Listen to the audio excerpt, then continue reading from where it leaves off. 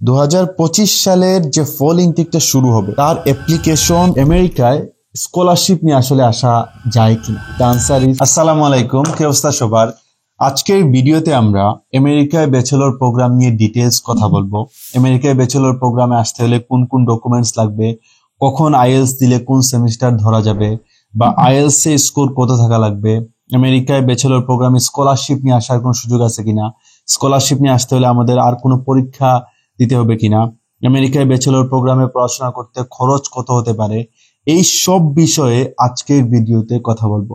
So আপনি যদি plan করে থাকেন আমেরিকায় ব্যাচেলর প্রোগ্রামে পড়াশোনা করতে আসবেন, আপনার জন্য আজকের এই ভিডিওটা একটা মাস্ট ওয়াচ। আপনি পুরো ভিডিওটা যদি শেষ পর্যন্ত দেখেন তাহলে আমেরিকার ব্যাচেলর প্রোগ্রামে আপনার একটা কম্প্রিহেন্সিভ আইডিয়া হয়ে যাবে। যদিও আজকের এই ভিডিওটা স্পেসিফিক্যালি ফর ব্যাচেলর প্রোগ্রামস, মানে যারা ব্যাচেলর প্রোগ্রাম পড়াশোনা করতে আসবেন তাদের জন্য, তবে যারা মাস্টার্স প্রোগ্রামে আসতে যাচ্ছেন তারাও চাইলে ভিডিওটা দেখতে পারেন, বিকজ লার্জলি প্রসিডিউরটা সেম। কিছু জায়গায় ডিফারেন্সেস আছে, বাট মোটা দাগে অনেক জিনিসই মিলও আছে।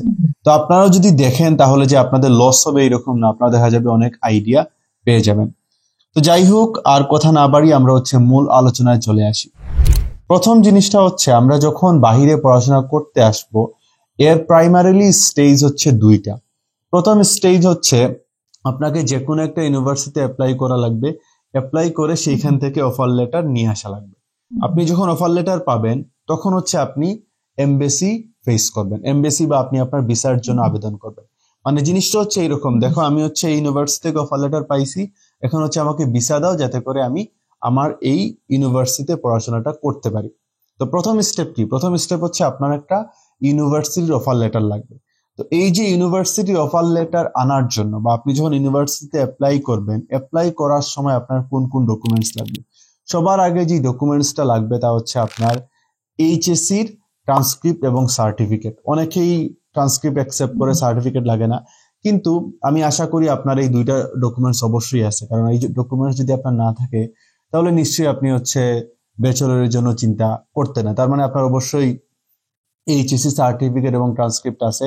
অনেক ইউনিভার্সিটি মানে এসএসসিটাও চেয়ে থাকতে পারে, সো এটাও সাথে রাখতে পারেন। তাহলে সবার আগে আসলো এইচএসসি সার্টিফিকেট এবং ট্রান্সক্রিপ্ট। এরপরে হচ্ছে আপনার আইএলস স্কোর থাকা লাগবে, ল্যাঙ্গুয়েজ প্রফিসিয়েন্সি টেস্ট। আইএলস কি এই বিষয়ে আমার বলার দরকার নেই, আমরা সবাই জানি। তার মানে আপনার আইএলস স্কোর থাকা লাগবে।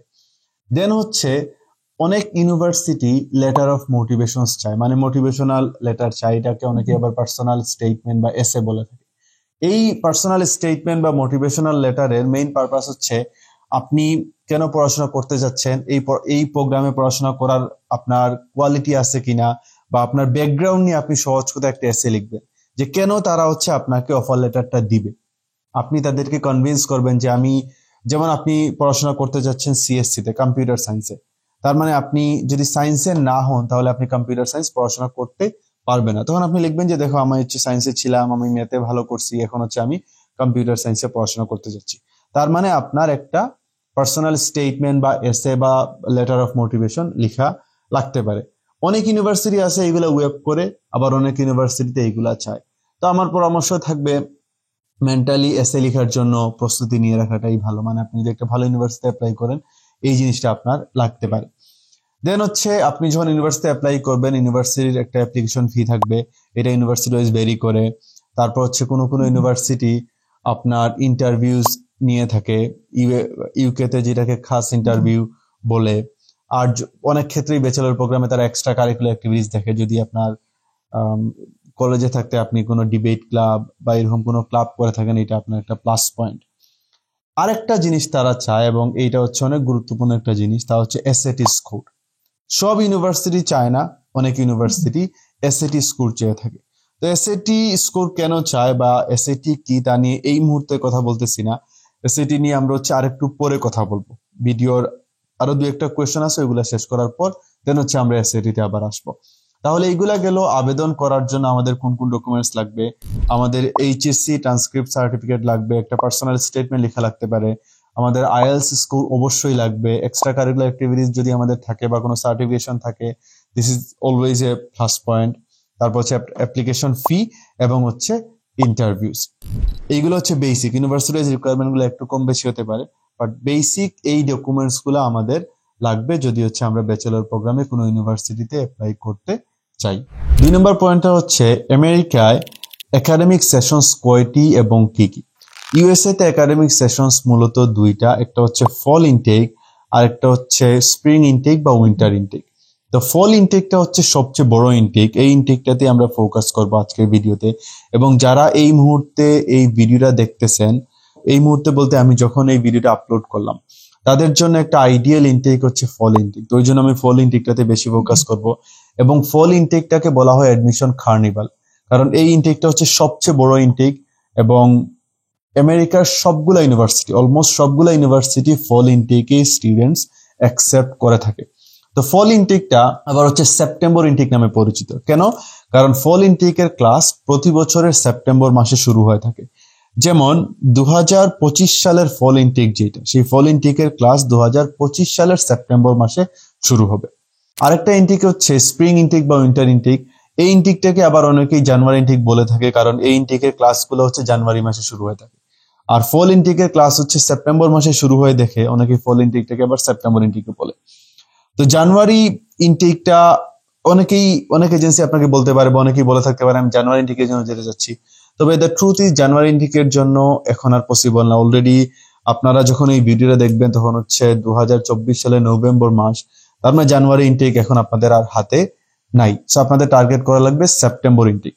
এবং আমি বলবো আপনার সেপ্টেম্বর ইনটেকটাতেই ফোকাস করা উচিত, বিকজ যেমনটা একটু আগেই বললাম, সেপ্টেম্বর ইনটেকটা হচ্ছে সবচেয়ে বড় ইনটেক। এবং আপনি যে ইউনিভার্সিটি অ্যাপ্লাই করেন না কেন, চান্সেস আর আপনি আপনার সাবজেক্টের এডমিশন পাবেন। অ্যাটলিস্ট আপনার ওই ইউনিভার্সিটিতে স্টুডেন্ট ওই ইনটেকে নিচ্ছে। দেখা যায় অনেক ক্ষেত্রে যেটা হয়, জানুয়ারি ইনটেক অনেক ইউনিভার্সিটি আছে তারা স্টুডেন্ট অ্যাকসেপ্ট করে না। ওই জন্য ফল ইনটেকটা হচ্ছে বা সেপ্টেম্বর ইনটেক হচ্ছে একটা পারফেক্ট ইনটেক আমেরিকায় ব্যাচেলর বা মাস্টার্স প্রোগ্রামে আসার জন্য। এখন আসি ফল ইনটেক, মানে 2025 সালের সেপ্টেম্বর মাসে যে ইনটেকটা শুরু হবে, এর জন্য আপনি কখন অ্যাপ্লাই করবেন। ইন্টারেস্টিংলি 2025 সালের যে ফল ইনটেকটা শুরু হবে তার অ্যাপ্লিকেশন অলরেডি শুরু হয়ে গেছে। এখন কোন মাস চলতেছে? 2024 সালের নভেম্বর মাস। অলরেডি অ্যাপ্লিকেশন শুরু হয়ে গেছে। অ্যাপ্লিকেশন সবসময় অলমোস্ট 1 বছর আগে থেকে শুরু হয়, মানে আগের বছরের সেপ্টেম্বর মাস থেকে শুরু হয়। যেই বছর 25 সেপ্টেম্বর যে ইনটেক, তার অ্যাপ্লিকেশন ইউজুয়ালি শুরু হয় 24 সেপ্টেম্বর থেকে। ইউনিভার্সিটি বেঁধে ডেডলাইন গুলা ভেরি করে। খুব টপ ইউনিভার্সিটি যেগুলো আছে সেগুলার ডেডলাইন দেখা যাবে ডিসেম্বর 1 তারিখ শেষ হয়ে যাচ্ছে। এরপরে কিছু ইউনিভার্সিটি থাকবে জানুয়ারি, কিছু ইউনিভার্সিটি থাকবে ফেব্রুয়ারি, কিছু ইউনিভার্সিটি থাকবে মার্চ, কিছু ইউনিভার্সিটি থাকবে এপ্রিল। মানে যত সময় বাড়বে, যত আপনি পিছাবেন, জানুয়ারি ফেব্রুয়ারি মার্চ পর্যন্ত যাবেন, দেখা যাবে আপনার অপশন কমে আসবে। তাহলে আপনার আসলে আইএলস কখন দেওয়া উচিত? আপনি যদি ফল ইনটেকে আবেদন করতে চান বা আপনি যদি সেপ্টেম্বর ইনটেকের জন্য আমেরিকায় আসতে চান, আপনার আইএলস দেওয়ার পারফেক্ট টাইমটা হচ্ছে রাইট নাও। সবচেয়ে বেস্ট হবে যদি আপনি নভেম্বর মাসের মধ্যে দিতে পারেন। নভেম্বর পারেন নাই, যদি ডিসেম্বরের মধ্যে আপনি দিয়ে দিতে পারেন, দিস ইজ দ্য বেস্ট। যদি ডিসেম্বরের মধ্যে কেউ এক্সাম দিতে পারে, দিস ইজ দ্য বেস্ট। হ্যাঁ, আপনি জানুয়ারিতে আইএলস দিয়েও সেপ্টেম্বরের জন্য অ্যাপ্লাই করতে পারবেন। আপনি ফেব্রুয়ারিতে আইএলস দিয়েও সেপ্টেম্বরের জন্য অ্যাপ্লাই করতে পারবেন। ইনফ্যাক্ট আপনি মার্চ এপ্রিলতে আইএলস দিয়েও সেপ্টেম্বরের জন্য অ্যাপ্লাই করতে পারবেন। কোনো না কোনো ইউনিভার্সিটি আছে যেখানে আপনি মে মাস পর্যন্ত, মে জুনে গিয়ে আপনি অ্যাপ্লাই করতে পারবেন, এতে কোনো অসুবিধা নেই। কিন্তু সমস্যা হচ্ছে আপনি ইউনিভার্সিটিতে অ্যাপ্লাই করা বা আইএলস দিয়ে দেওয়াই তো মেইন জিনিস না। আপনার অ্যাপ্লাই করার পরে অফার লেটার আসা লাগবে। অফার লেটার আসতে অনেক ক্ষেত্রে 1.5 থেকে 2 মাস সময় লাগে। তারপর অফার লেটার আসার পরে আপনার বাকি ডকুমেন্টস রেডি করা লাগবে, এন্ড দেন আপনি এমবেসিতে অ্যাপ্লাই করবেন। আমরা জানি এখন এমবেসি ডেট পাওয়া অনেক চ্যালেঞ্জিং। যেমন আমার একজন কাজিন, উনি হচ্ছে 2024 সালের, মানে গত বছর কি বলতেছি, এই বছরের 2024 তো এই বছর। তো 2024 সালের ফল ইনটেকের জন্য আসতে যাচ্ছিলেন, এবং উনি যখন এমবেসিতে অ্যাপ্লাই করেন ভিসা স্লটের জন্য, উনাকে ভিসা ইন্টারভিউ ডেট দেয় 2025 ফেব্রুয়ারিতে। চিন্তা করেন, উনি আসবেন এই বছরের, মানে এই বছরের সেপ্টেম্বর ইনটেকে উনার আসার কথা ছিল, উনি ইন্টারভিউ ডেট পাইছেন 2025 ফেব্রুয়ারি ইনটেকে। এবং উনি পরে তো দেশে কিছু ঝামেলা হয়, উনি আর ডেটটাও আগাইতে পারেন না। তো ওই জন্য অনেকেই বলবে যে না, মেতে এপ্রিলে দিলেও হবে। হ্যাঁ হবে, এটা সত্য, কিন্তু আইএলস দিয়ে দেয়া, অ্যাপ্লাই করাটা, অফার লেটার পাওয়াও তো মেইন জিনিস না, মানে সবকিছু না। এরপরেও তো আপনার এমবাসি ফেস করা লাগবে, এমবাসি ডেট নেওয়া লাগবে, আরো অনেক জিনিস আছে।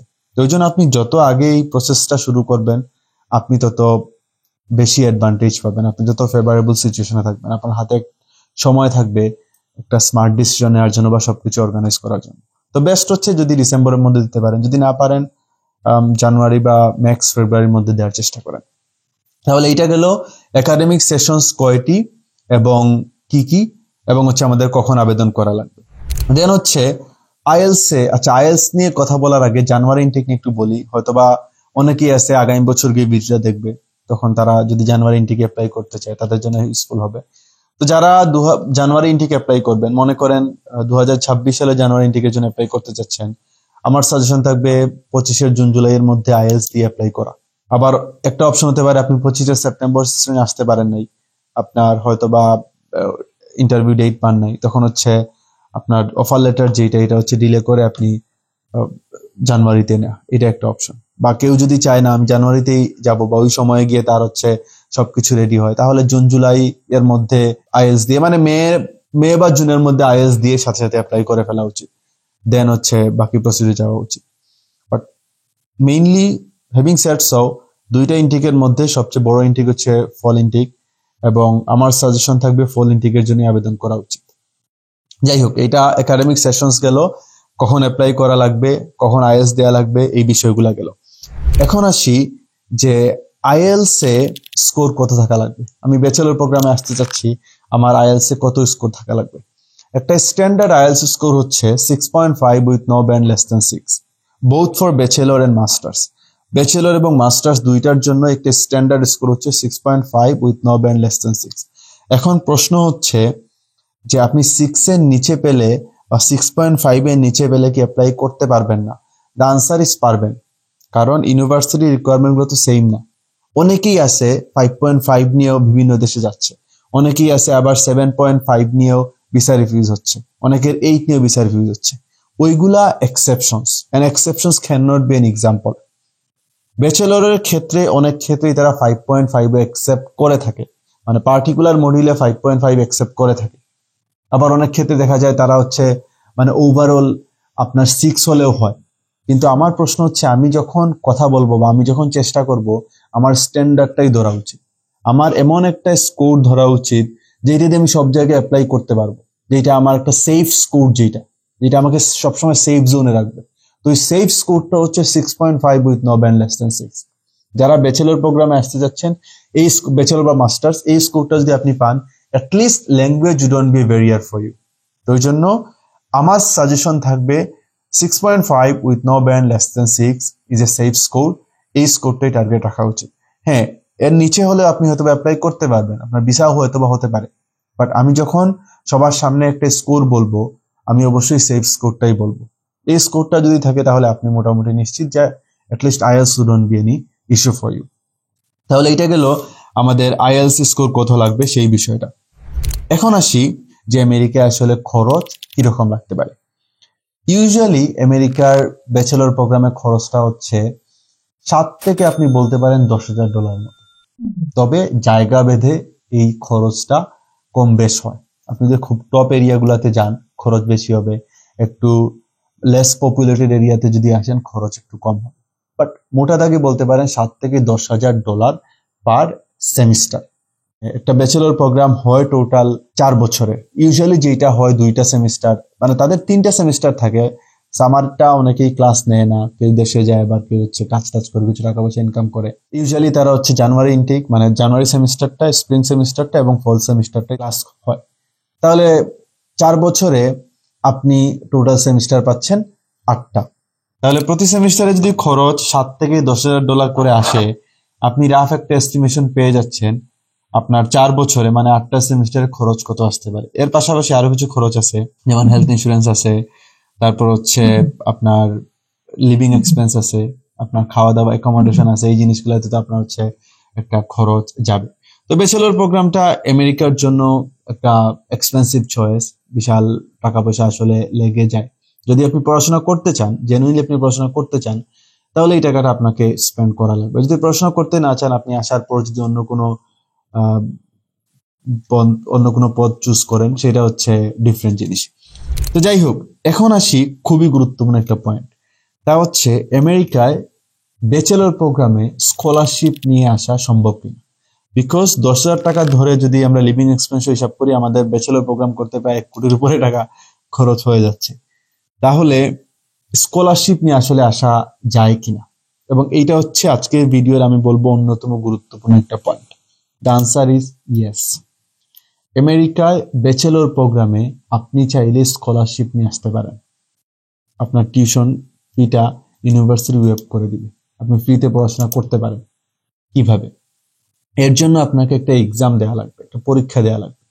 এই পরীক্ষার নাম হচ্ছে এসএটি, সেট নামে পরিচিত। এখানে যেটা হয় বেসিকলি ইংলিশ এবং critical reading plus math. Critical রিডিংটা আসলে ইংলিশের পাশাপাশি, যদি আমি খুবই ওভারঅল বলি, ইংলিশ এবং ম্যাথের ওপর তারা একটা টেস্ট নিয়ে থাকে, এবং এই টেস্টটার মাধ্যমে তারা যাচাই করে যে না, আপনি হচ্ছে এই কারিকুলামের জন্য সুটেবল কিনা। ইউএসএ ছাড়াও অস্ট্রেলিয়া, কানাডা এবং ইউরোপের অনেক ইউনিভার্সিটি এসএটি স্কোরটা অ্যাকসেপ্ট করে, তবে ইউএসএ বেশি করে। ইনফ্যাক্ট আপনি যদি আমেরিকার টপ কোনো ইউনিভার্সিটিতে ব্যাচেলর প্রোগ্রামে আসতে চান, আপনাকে অবশ্যই এসএটি স্কোর দেওয়া থাকা লাগবে। এসএটির অ্যাডভান্টেজেস অনেক। এসএটি দিলে আপনি সবচেয়ে বড় যে সুবিধা পাচ্ছেন তা হচ্ছে আপনার স্কলারশিপের দুয়ারটা খুলে যাবে, অপরচুনিটিস গুলো বেড়ে যাবে। এসএটি দিলেই যে আপনি স্কলারশিপ পেয়ে যাবেন, নট লাইক দ্যাট, তবে আপনার পসিবিলিটিস, আপনার সম্ভাবনা তৈরি হয়ে যাবে। ইউনিভার্সিটি বেঁধে ভেরি করে, অনেক ইউনিভার্সিটি দেখা যাবে আপনাকে 50% স্কলারশিপ দিচ্ছে, অনেক ইউনিভার্সিটি দেখা যাবে 80%, 70% দিচ্ছে। যদি আপনি 50%ও পান, তাও আপনার জন্য কম কিসে। তো যারা স্কলারশিপ নিয়ে ব্যাচেলর প্রোগ্রামে আসতে যাচ্ছেন, তাদের জন্য আইএলস এর পাশাপাশি একটা ওয়াইজ অপশন হচ্ছে এসএটি এক্সাম দেওয়া। তবে হ্যাঁ, আপনি এসএটি এক্সাম দিলেও আপনাকে আইএলস দেওয়া লাগবে, এসএটি এক্সাম না দিলে আপনাকে আইএলস দেওয়া লাগবে। তবে আপনি যদি এসএটি প্রিপারেশন নেন, আইএলস প্রিপারেশনটা অনেকটাই অটো হয়ে যাবে, কারণ এসএটি ডিফিকাল্টি লেভেলটা আইএলস থেকে একটু বেশি। ইংলিশটা আইএলস থেকে, রিডিং গুলা আইএলস থেকে হয়তো বা একটু কঠিন হতে পারে।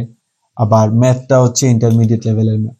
ইন্টারমিডিয়েট বলতে এইচএসসি লেভেল না, ম্যাথের ডিফিকাল্টি হচ্ছে ইন্টারমিডিয়েট লেভেল ডিফিকাল্টি। তো যদি এসএটি এক্সামটা দিতে পারেন, এইটা আপনাদের জন্য ব্যাচেলর প্রোগ্রামে স্কলারশিপ নিয়ে আসা একটা সম্ভাবনা তৈরি করবে।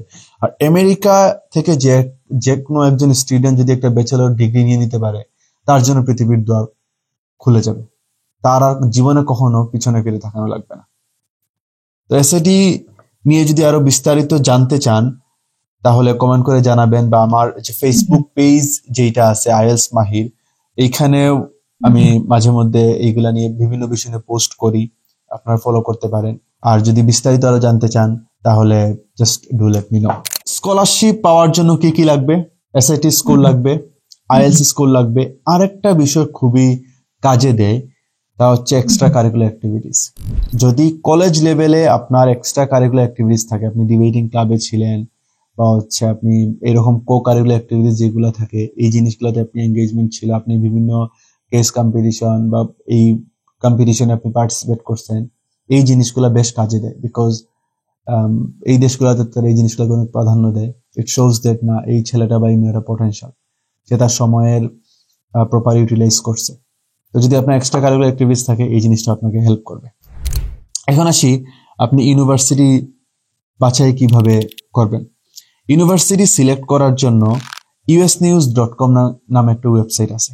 ওইখানে গিয়ে যদি হচ্ছে আপনি স্টেটের নাম লিখেন, যেমন ইউএসএ তে কয়েক হাজার ইউনিভার্সিটি আছে, ওইখানে গিয়ে যদি আপনি স্টেটের নাম লিখেন, যেমন আপনি হচ্ছে লিখলেন ফর এক্সাম্পল ফ্লোরিডা, তো ফ্লোরিডা যদি লিখেন, তাহলে ফ্লোরিডার যতগুলো ইউনিভার্সিটি আছে সব ইউনিভার্সিটি চলে আসবে। আপনি যখন অ্যাপ্লাই করবেন, আপনি অবশ্যই পাবলিক ইউনিভার্সিটি অ্যাপ্লাই করবেন, আপনি প্রাইভেট ইউনিভার্সিটি অ্যাভয়েড করবেন। যদি না সেটা হার্ভার্ড হয়, হার্ভার্ড কিন্তু প্রাইভেট ইউনিভার্সিটি, তবে সেটা ওয়ার্ল্ডের টপ একটা ইউনিভার্সিটি, হার্ভার্ড হলে তো অন্য কথা। ইন জেনারেল আপনি হচ্ছে প্রাইভেট ইউনিভার্সিটি গুলো স্কিপ করবেন। আমেরিকা অ্যাপ্লাই করার ক্ষেত্রে আপনি হচ্ছে ইউএস এর পাবলিক ইউনিভার্সিটি বা স্টেট ইউনিভার্সিটিতে আপনি আবেদন করবেন। তো আপনি যখন ইউনিভার্সিটি চুজ করবেন, একটু লোয়ার র্যাঙ্কিং এর, যেমন ওইখানে আমি যে ওয়েবসাইটের কথা বলতেছি, ওইখানে যদি আপনি ইউএস নিউজ ইউনিভার্সিটিজ লিখে সার্চ করেন তাহলে আপনি ওয়েবসাইটটা পেয়ে যাবেন, বা আমি চেষ্টা করবো এই ভিডিওর কমেন্টে বা আপনার ডেসক্রিপশনে যেইভাবে পারি ওই লিঙ্কটা অ্যাড করে দিয়ে দিতে, ওইখানে গেলে আপনারা অ্যাক্সেস করতে পারবেন। আপনি যদি স্টেটের নাম লিখেন ইউনিভার্সিটি চলে আসবে। তো এখান থেকে আপনি একটু লোয়ার র্যাঙ্কিং এর যেগুলো আছে, মনে করেন যেগুলো ন্যাশনাল র্যাঙ্কিং বলতে ইউএস এর মধ্যে তাদের র্যাঙ্কিং কোন জায়গায়, এই জিনিসটা। তো ন্যাশনাল র্যাঙ্কিং যেগুলো একটু পিছনের দিকে আছে, ফর এক্সাম্পল 150 পরে বা 200 পরে, ওইগুলো আপনি চুজ করবেন। কারণ কি? কারণ ওইগুলোতে আপনি সহজে অফার লেটার পেতে পারেন। টপ 2-1টা রাখতে পারেন। আপনি যদি মিড লেভেলের স্টুডেন্ট হন, আপনি একটু লোয়ার র্যাঙ্কিং এর হলে আপনার জন্য চান্স পাওয়া সহজ হবে। দেন আপনি ওই ইউনিভার্সিটিগুলো সিলেক্ট করবেন, সিলেক্ট করে ইউনিভার্সিটি ওয়েবসাইটে যাবেন, গিয়ে দেখবেন যে আপনি যে সাবজেক্টে অ্যাপ্লাই করতে যাচ্ছেন, মনে করেন আপনি সিএসসি নিয়ে পড়াশোনা করবেন বা আপনি সফটওয়্যার ইঞ্জিনিয়ারিং নিয়ে পড়াশোনা করবেন, তাহলে দেখেন ওই ইউনিভার্সিটিতে এই সাবজেক্টটা তারা অফার করে কিনা, করলে এডমিশন রিকোয়ারমেন্ট কি, তারা আইএলটিএস স্কোর কত যাচ্ছে, এসএটি স্কোর চাচ্ছে কিনা, কি কি ডকুমেন্টস লাগবে। আপনি যদি ইউনিভার্সিটি ওয়েবসাইট ঘাটাঘাটি করেন, আপনি সব ইনফরমেশন পাবেন। একটা গুরুত্বপূর্ণ বিষয় আমরা সবসময় মনে রাখবো, যারা বাইরে পড়াশোনা করতে আসতে চাচ্ছে তাদের জন্য খুবই গুরুত্বপূর্ণ 2টা স্কিল হচ্ছে ইন্টারনেট ঘেটে ইনফরমেশন বের করতে জানা। কিভাবে ইন্টারনেট ঘেটে ইনফরমেশন বের করতে হয় তা জানা এবং শিখা। Everything is available on the internet. Every information you need is available on the internet. আপনাকে শুধুমাত্র জানা লাগবে কিভাবে সেটা বের করতে হবে।